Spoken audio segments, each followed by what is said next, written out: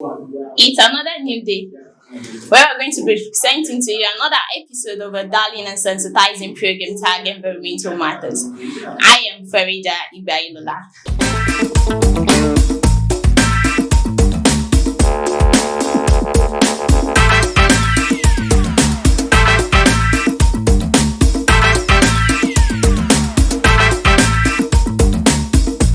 Today we are going to be discussing another challenging and ravaging environmental hazard that has been affecting us all year round. This hazard is known as sludge.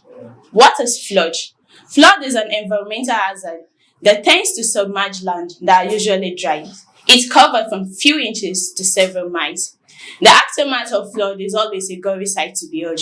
There are different kinds of flood all around. This type are the river flood and the coastal flood.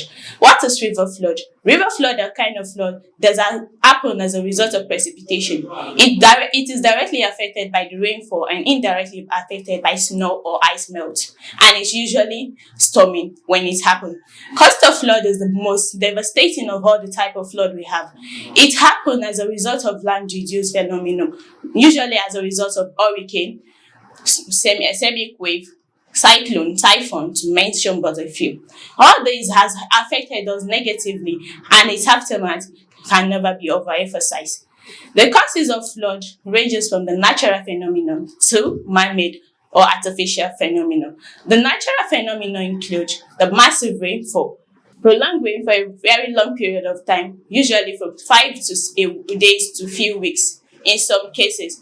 A typical example is the Lagos State in Nigeria and Rivers State in Port Harcourt, to be precisely, where rain always make people to stay indoor for a very long period of time when it is heavier. And also the climate action. Climate action that affects rainfall is known as precipitation, while the man-made or artificial phenomenon are what are human-induced factors that tends to affect this flood. They include deforestation. What do I mean by deforestation? Deforestation is the indiscriminate cutting down of trees for human use. These trees are being cut for shelter, food, agricultural activities, or some things which are urgent to man. Mining, as we know, is one of the main bane of the economy of the society today. It is a way of looking for natural resources that are hidden below the soil. And if it is not properly taken care of, it tends to lead to runoff of soil water and flood in some area.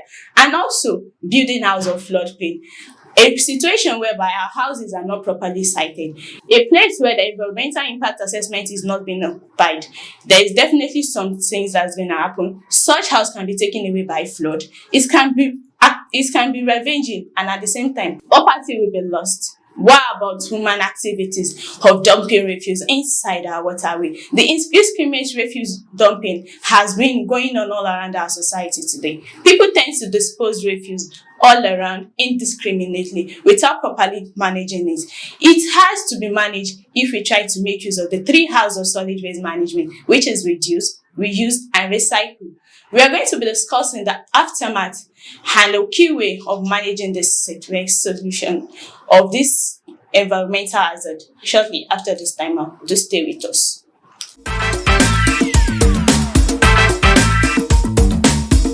I was built to be the best. Day by day, governance is becoming more meaningful in Osun as dividends of democracy are delivered to the people's doorsteps. Governor Isiaka Adegboyega Oyetola has continued to put smiles on the faces of old and young. Active civil servants now receive new minimum wage, while pensioners also smile to bank at end of every month.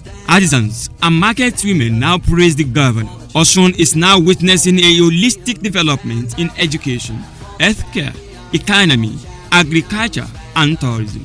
Osun is now the choice location for businesses for both local and international investors. The state under Oyetola is giving priorities to people's needs, despite the paucity of funds, as projects are commissioned at intervals. Boyega is working, Osun is progressing.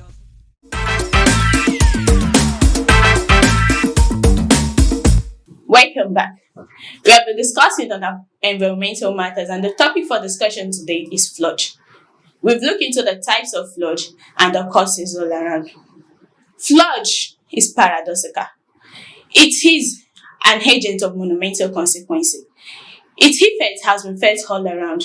Such morbid effects include loss of life and properties. Many lives and properties have been lost as a result of this avenging environmental phenomenon.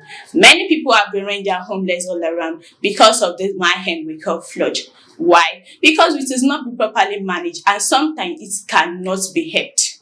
A typical example is the Rasco Bridge at the heart of the state capital of Osun State, where the river tends to overflow its banks.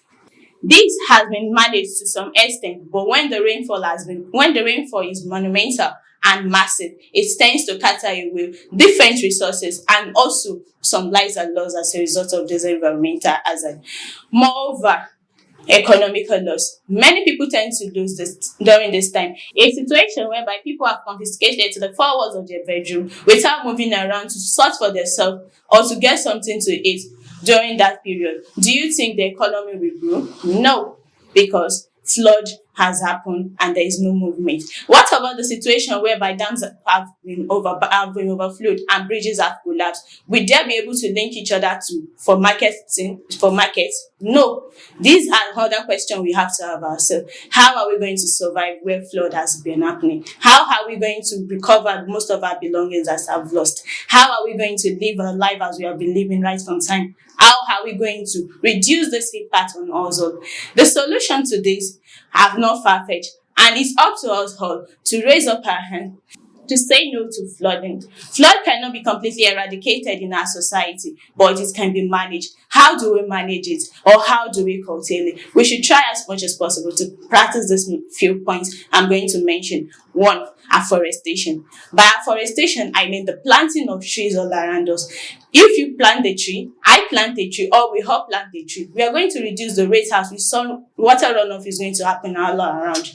We are going to reduce this flood because a place where a tree is situated close to each other and houses are all around, it will forever prevent storming rain to take off the roofing sheet of houses all around or making water to enter into our houses.